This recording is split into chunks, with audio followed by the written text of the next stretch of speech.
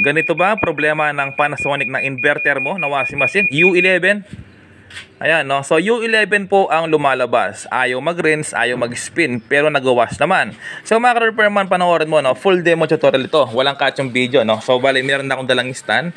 Yun, para ma-spot natin, no? Kung anong gagawin natin. Yun, kung meron kang washing machine na ganito na Panasonic, panoorin mo para alam mo na yung problema. No, ngayon naman, kung wala kang washing machine na ganito at gusto mo mag-repair, kung meron kang tanggap na ganito na Panasonic na U11 ang issue, ay panoorin mo, no? Para alam mo na kung ano yung gagawin mo. Okay? So, bali, ito po. Ulitin ko, U11. No, ayaw mag-spin, ayaw mag-rinse. Pero nag-wash naman.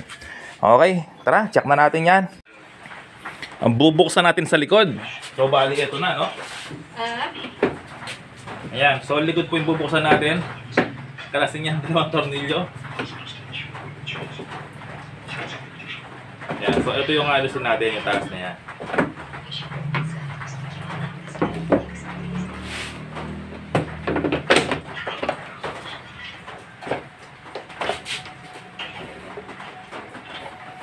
Ayan. Tapos, water level sensor, no? Yung ating titignan.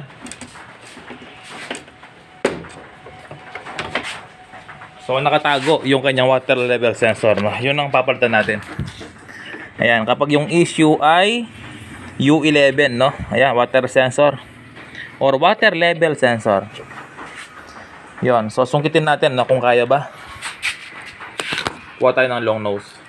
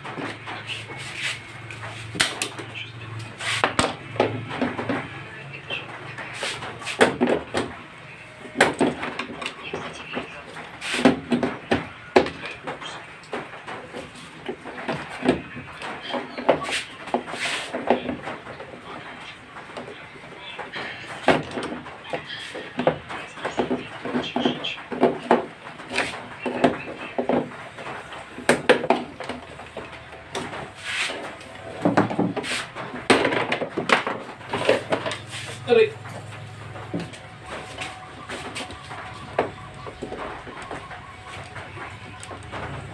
Yan, no? So, bali, alasin ko yung likod niya. Alasin ko yung likod, no? Para mahila ko yung hose.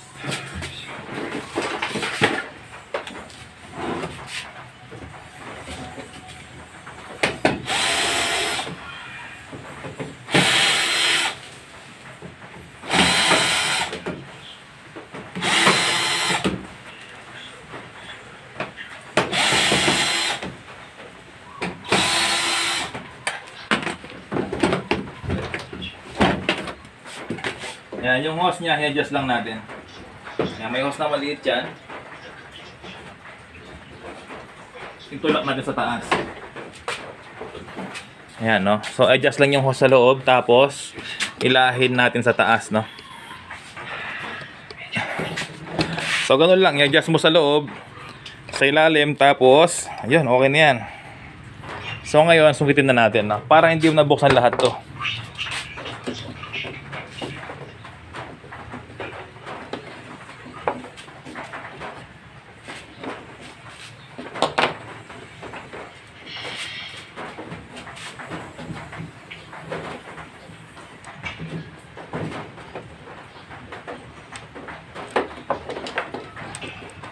Ayan, so ito na.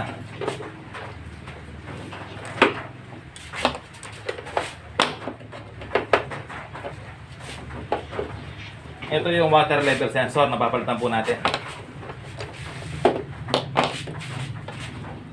Ayan, so yung hose, ito lang po ba? I-adjust natin. Ayan. So ito po, no? Yung water level sensor, kapag U11 ang inyong automatic washing machine na Panasonic, no? U11 error, ayaw mag-rinse, ayaw mag-spin. So ito po yon. So kalasin natin yung wire.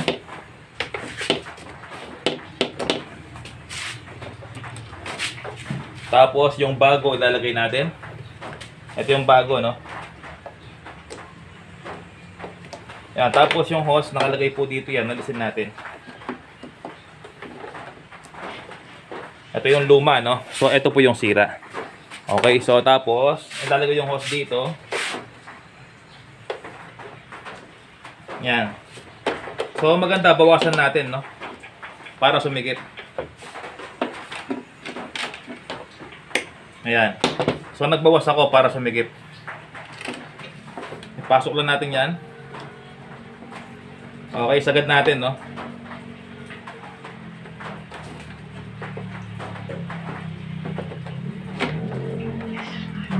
Yun, sagad pa. Yan, tapos lagyan ng cable tie. Dahil walang lock yan, no? Naka-rugby lang.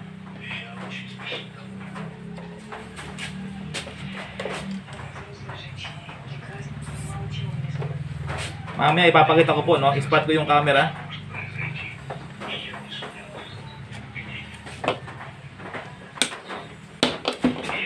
Yon, so ipakita natin na maayos.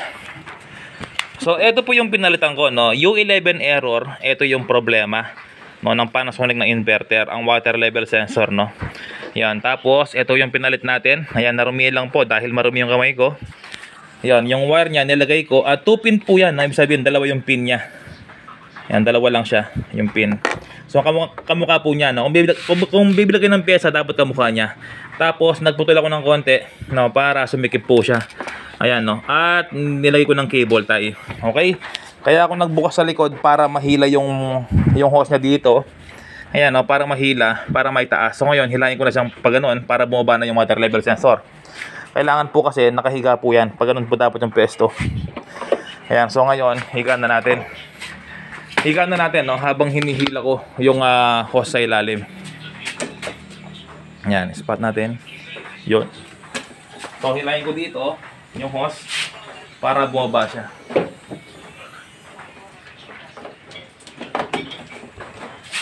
Ayun, para pumasok sa loob. Yan, tapos idiin natin, no, may lock sa loob yan. Okay, maugas muna ako ng kamay para masubukan na po natin, no.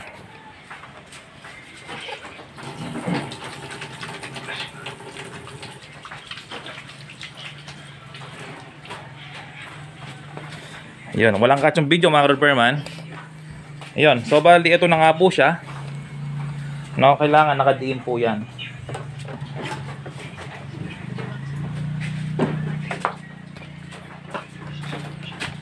Dapat yung pwesto ng water level sensor ganyan po siya, no? Hindi pwedeng pahiga, hindi pwedeng pa ganun. Kailangan ganun po siya.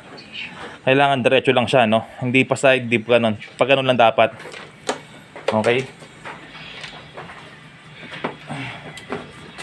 So ginagawa ko, pinipwesto ko ng maayos. Yan, no? So pwesto natin ng maayos. I-lock natin siya.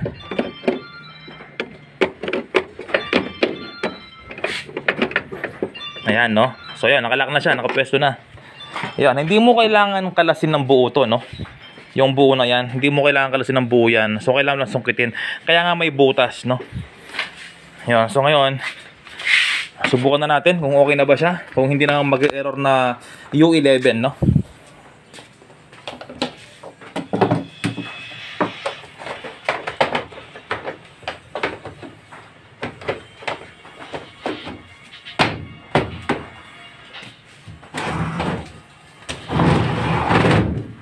Okay, subukan na natin. Huwag ko muna siyang sarado, no? Okay, ayaw daw mag-spin to, ayaw mag-rinse. Yun ang issue. Okay, subukan na natin. Power. Power. Power. May makasasakya po? Ha? Hindi. Hindi po. Nakalimutan. Akala ko nasira ko na yung board niya. Akala ko nasira ko na yung board niya, hindi pala nakasaksak. Saksak natin. Yung white po. Ito. Item ito. Yung mahaba, yun, no?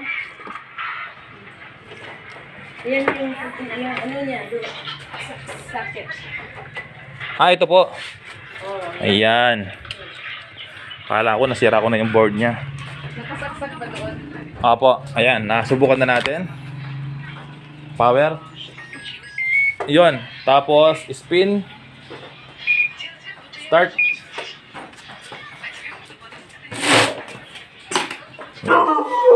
Hey! Oh, Halika.